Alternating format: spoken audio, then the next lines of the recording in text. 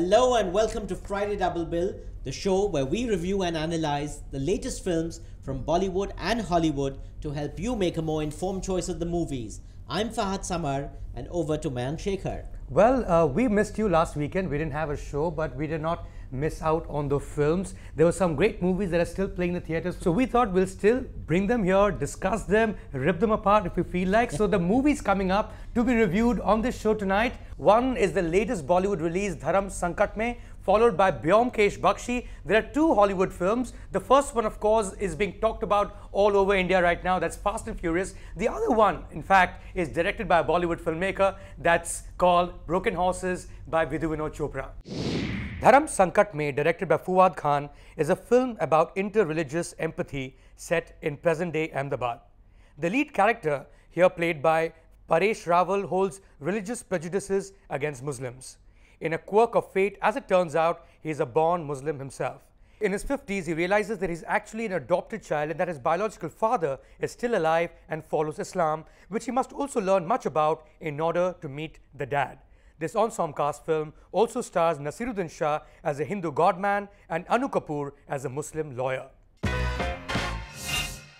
You know, Mayank, this was such a tiny little film, but with a wonderful star cast, this ensemble cast of Annu Kapoor, Paresh Rawal, Naseeruddin Shah. You knew you were in for some interesting dynamics, and it is so wonderful to see them playing off each other. You've got Nasir playing the Hindu godman, you've got Annu Kapoor playing the Muslim lawyer, you've got Paresh Rawal doing a fantastic job of the eponymous Dharam Lal of Dharam Sankat Mein, and of course you have Paresh Rawal who plays the eponymous Dharam Pal. You know, it takes a really accomplished actor like Paresh Rawal who can do real justice to this middle class, bigoted, misbelieving but at the same time conservative. He's just a wonderful mixture of all kinds of contradictions, which is what the most average Indians are, whether they're Muslim, Hindu, Sikh, whatever. And it's just a beautiful interpretation of a man muddled by religion, by circumstances around him, trying to do the right thing and just getting into a merry mess. I thought it was terrific. Yeah, you know, actually the big difference between prejudice and bigotry is really what this film deals with in some form or the other. While you have a character like Paresh Rawal, I think it's a phenomenal performance. He tends to overdo it sometimes, but here he just gets it, you know, absolutely right. In fact, the other film, Oh My God, where he was also there, I think he was overdoing it slightly. Nasir, I felt, in fact, was overdoing it in this particular film. And, you know, I think in certain movies you watch Nasir and you get a sense that he's told himself that he's doing a hardcore mainstream commercial film and therefore it's going to be really, really loud here. And that's really the kind of performance he gives. And Annu Kapoor. You can't get better than that in a role of this nature in any case. But coming back to religion and bigotry and prejudice, I think what this film really, in some form or the other, mirrors is everyone's viewpoint in some, at least middle class India's viewpoint. It is set in Ahmedabad. It's a city that's seen riots in the past. There's segregation in that city. So it's a very important film from that perspective also. There's a BJP MP, that's Paresh Rawal, playing the lead character, and a fine character in terms of its nuances, in terms of, you know, the various layers in the character itself. But by and large, I think this is a film that had the least expectations from, and perhaps I liked it more for that reason. You know, the real oh my god moments about a film like this is in its nuances. The smallest details that make a film like this really great is the fact that they will pick up on the fact that you have a musician, a Daler Mehndi like character who has been arrested in the past for kabutar bazi.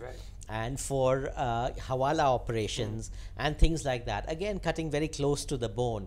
You've got a godman who has to escape the grounds when the crowd turns against him. We know exactly who you're talking about. And we know exactly who we're talking about, dressed as a woman.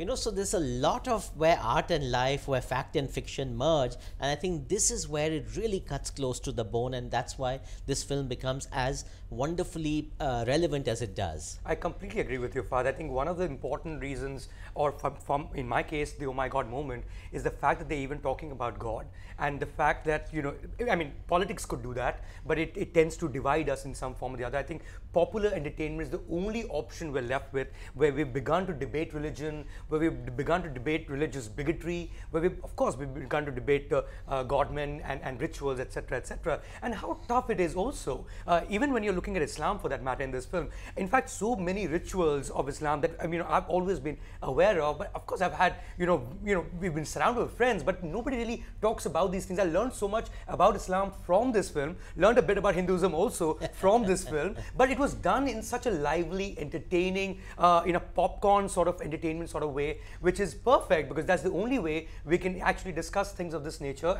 And really, more power to films, that really take religion head on in a way that is sensible, that is balanced, as you mentioned, and that is also fun. If there is any doubt in your mind whether you should be watching this film, I would suggest cast them aside. The makers had to get a Maulvi and a Pandit to come and vet this film. They've obviously chopped off some bits that they found objectionable. It is still a rollicking film. I urge you to go to the cinema halls as soon as you can and dekho, cinema pe dekho, isi weekend pe dekho. Well, it's a lively film, as I said, a very entertaining film about a very, very important and a relevant subject. I do feel that towards the end, they get far too preachy, even when they've already driven home the point. So if you lop off the last 20 minutes, but by which time you've already had a lot of fun, I think you should go to the theatre, watch it for sure.